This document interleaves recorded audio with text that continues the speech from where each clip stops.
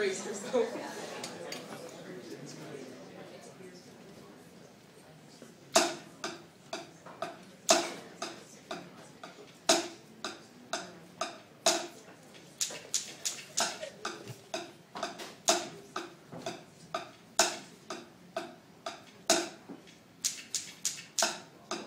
Nearly everyone breathing air will one day get a call that a breath has stopped completely.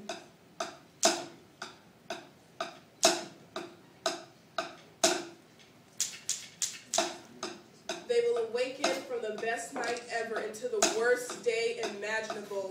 A quick shower will be had, teeth brushed, quick strides made to a morning's destination, and there it will happen.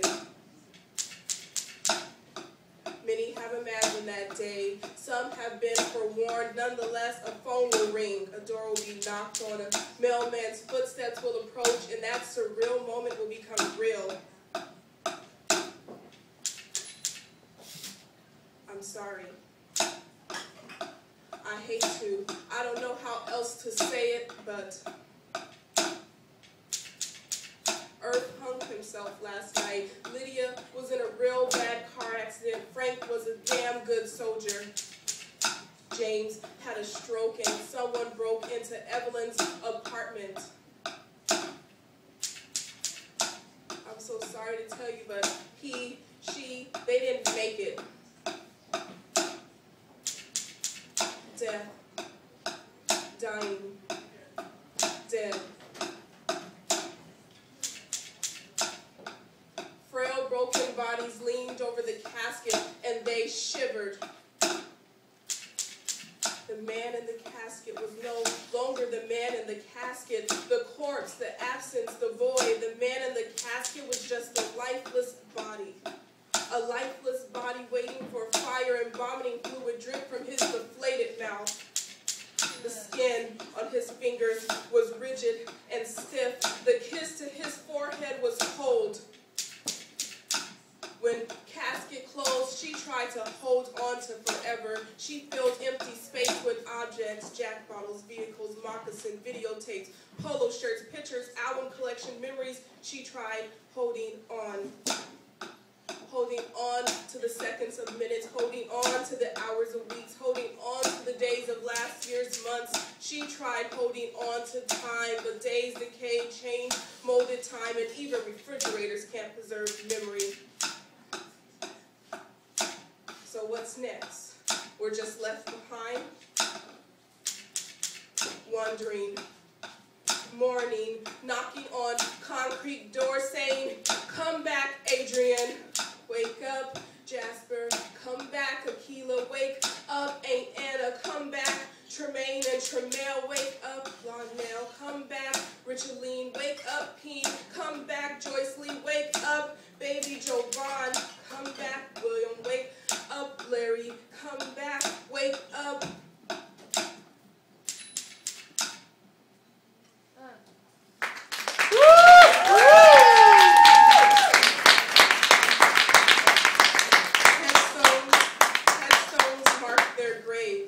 But she could still see their faces. Every day, Edame would straighten her bones and start the daily round. "Hello, Captain Frank. Hello, Lydia. Nice to see you, Evelyn. Hey, Walter. How do you do, Mr. Criswell? Oh, Herb, I see your son came to see you." She touched the wind-blown flag. "Hello, Annie." Somebody was buried as Jane Doe. She lost her name, like the other unmarked graves, lost the eye, reduced to a concrete blob holding space. Edame got down and touched Jane Doe's blob. Traffic rolled by, and Edame was numb to the living sounds, yet the sight of feces stirred disgust within her. It is not right that dog shit is everywhere, she thought. On her way to lot B34, Edame's jeans softly touched the weeds growing on baby Paula. A lot of babies die in this world. Even if they lived before, it still hurts that much is not needed to subtract what's left from what's right of a hyphen. Someone left his or her heart here. An even grosbeak appeared, flown in from the east. Two others joined. Edame watched them creep around the sinking grave of Jane Doe. Jane Doe, the mystery unsolved, the mystery buried without a name. No one visits Jane Doe. Because it's uncertain who loved her, uncertain who she was, Etta Mae had to settle for creating her name, creating her story, Sarah Lynn. Sarah Lynn was beautiful because most murderers come to steal beauty, but at least the birds love her. The evening grosbeaks would come as faithful as they went to the rising sun. Perhaps they knew Jane Doe's name. Perhaps she knew theirs. Who is this gentleman? Etta Mae had never seen him before. He wasn't walking a dog or playing with children. He roamed alone, pacing back and forth around Lot F40. Who has he come to see? His footsteps never stopped. His gaze never raised. Who is he here to see? Is he afraid to let them know of his presence, afraid to stop his feet? Is he afraid of stillness? Death brings many questions, fewer answers. The gentleman paced, then left the cemetery. Sometimes grief goes for a walk. When flags twirled clockwise and small teardrops of rain landed on forearms, umbrellas came out. Footsteps left the cemetery, but Etta Mae stayed. Even when lightning designed the sky and soil turned to mud, she stayed. Etta Mae enjoyed her clothes soaked and heavy. Etta Mae thought rain was the earth's tears, tears for another life transformed. When it poured, the earth was weeping, weeping for fresh dirt covering new homes. The only thing that saddened Etta Mae about the rain was that it washed away names.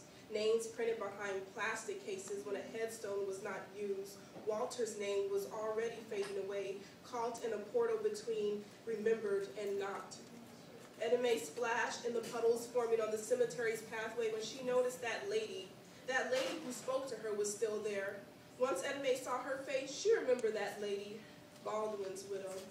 Etta Mae remembered that funeral.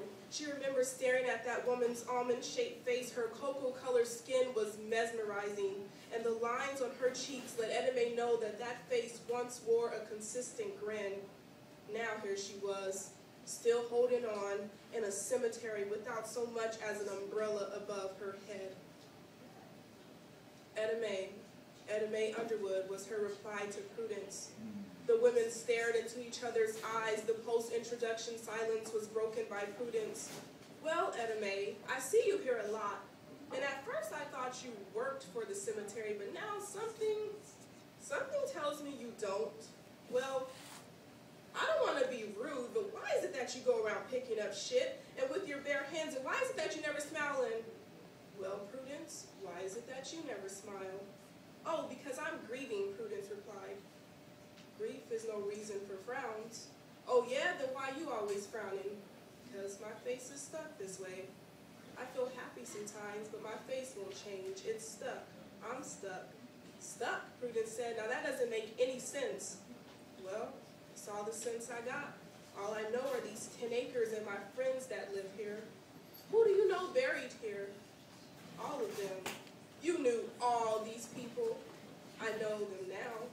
Wait a minute, let's back up. You said you only know these 10 acres, so do you ever leave the cemetery? No, I'm stuck here.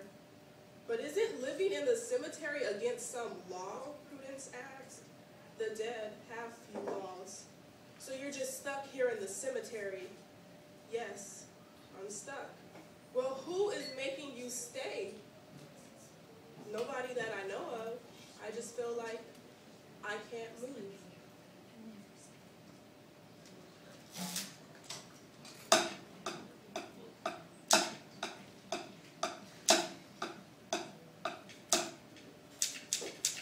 We are the generation of walking gravestones.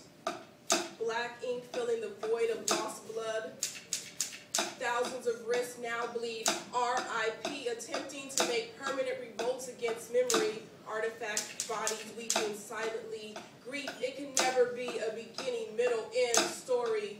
Only a series of fragments trying to make whole what has become incomplete.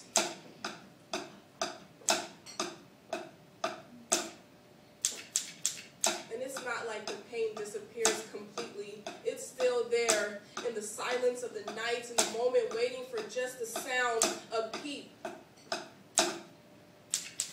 But nothing. Yeah, it's there. It never left. Only your mind began to mind some other business. Thoughts can only hold on to the same story for so long before it becomes bored. Tangents take you away, but movies such as Ghost bring you back to that day you thought would be beautiful. Perhaps it was beautiful. Perception is as endless as the universe. Funny universe with its mini Dell notebooks and its free trial of Netflix and its beautiful Whoopi, and oh, you found yourself jumping into her body too. Suddenly the storyline changed and you desire one last brush with flesh. You wanted to call out your lover's name for that chance, but the good old but, don't call him back. Him as in him, blood bones. Come to the conclusion that there is no him anymore. Just the beauty of last lines. The love inside you gets to travel to the other side, so there's no need to hang on to dry tears. Bonds don't have expiration dates, even though time fades, faces the beloved is contained. No lost episodes, just an invisible archive. Bury the decaying chords because the darling is formless, boundless, and can be found trekking the edges of space.